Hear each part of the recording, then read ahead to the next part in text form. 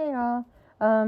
So it's been a little bit of a rough ride during May, having some health stuff, and I know I posted a little bit on that. I was in the ER early in the month, and yeah, so things have been, we're catching up. So for June, I have my TBR / MBR.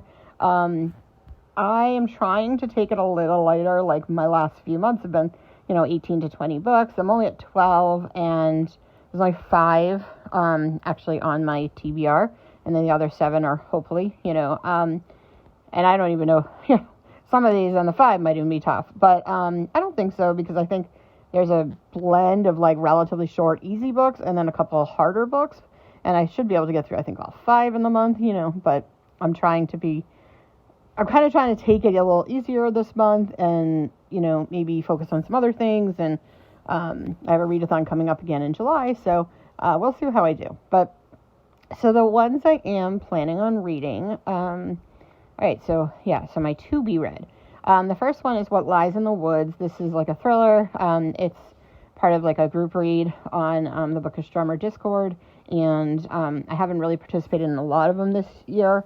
Either I've already read them or just wasn't interested. But this one I've had on my Kindle for a while, so I figure this is a good time to read it. So I'm going to be reading that with them.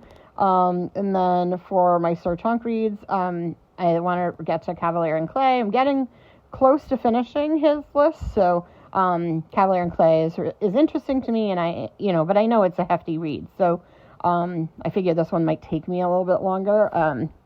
Jonathan Strange and Miss Norrell I did manage to do during a readathon with a bunch of other books, so I feel like I should easily be able to read it. It's only like half the length, but I'm also, like I said, I'm not trying to like intensely get into a lot of books this month. So also on the Bookish Drummer Discord, there's a new Ray Bradbury book club, so we're starting with The Illustrated Man.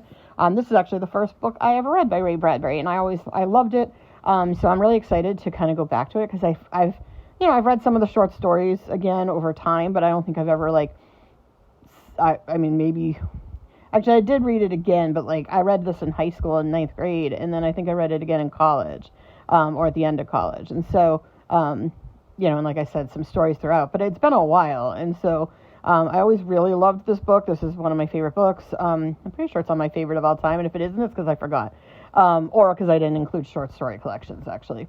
But I do love this collection. So, looking forward to reading that again. And then I have Fire and Blood by George R. R. Martin, which is on my personal 24 for 24. Also, the House of the Dragon Season 2 is coming out, and I kind of would like to read it. I'm probably not going to read it before the show comes out. I think the show comes out early June, maybe mid-June. But, if I do, I do, and if I don't, I don't. But it's kind of nice.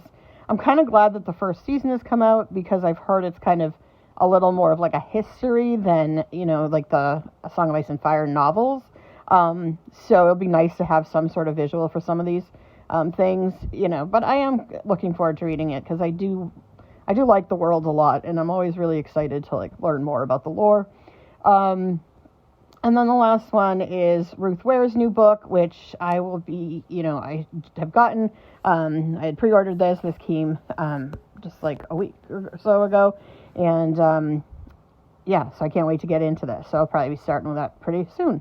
If not, technically, maybe even before, but I'm still trying to wrap up my May. So, and then for my maybe reads, I really want to get to Sometimes I Lie by Alice Feeney, because it's the last one in her collection that I haven't read.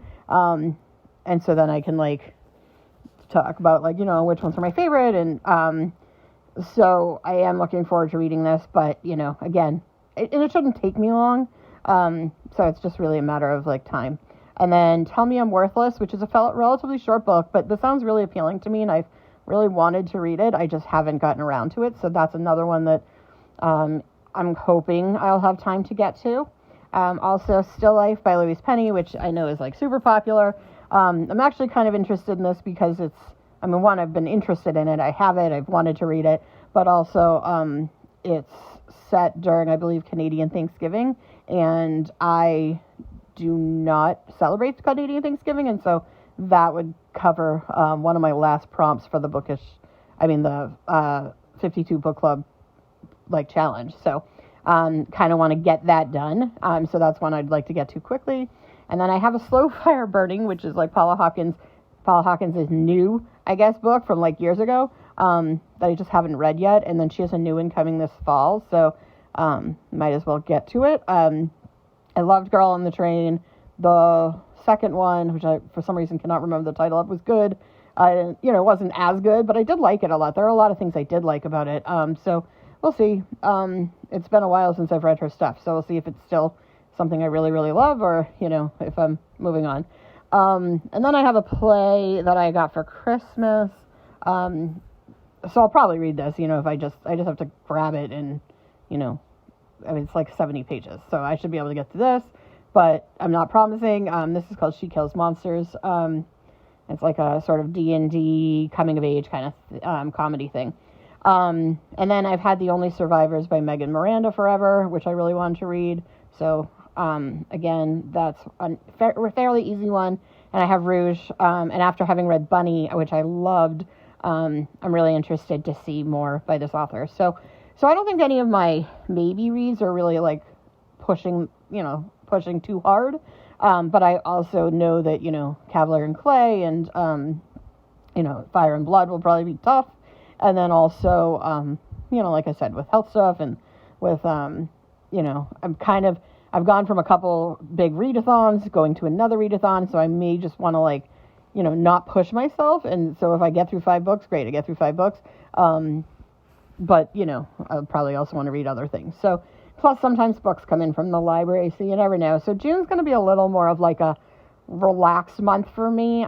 Maybe try to get a couple, challenges checked off and do a couple of group reads and, kind of like reset before the next readathon. So that's June for me. So what are you going to be reading this month?